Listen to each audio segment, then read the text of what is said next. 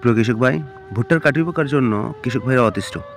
ভুট্টার কাটুই পোকা আক্রমণ করলে সর্বপ্রথম কাজ হলো পুরো জমি ঘুরে ঘুরে দেখতে হবে কোন গাছ কাটুই পোকা আক্রমণ করেছে। সেই গাছ উঠিয়ে পোকা ধরে হাত দিয়ে মেরে ফেলতে হবে। দ্বিতীয় কাজ হলো জমির মাঝে ভুট্টার দুই সারির মাঝে এরকম করে স্তূপ করে কিছু করে আবর্জনা রেখে দিতে হবে। একদিন পর সকালবেলা এসে দেখবেন যে ওই স্তূপের নিচে কাঠুই পোকা জড়ো হয়ে আছে।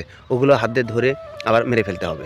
৩ নম্বর কাজ হলো যদি সম্ভব হয় কেরোসিন মিশ্রিত পানি সেচ দিয়ে কাঠুই পোকা দমন করতে পারবে। এবার আসুন রাসায়নিক দমনে।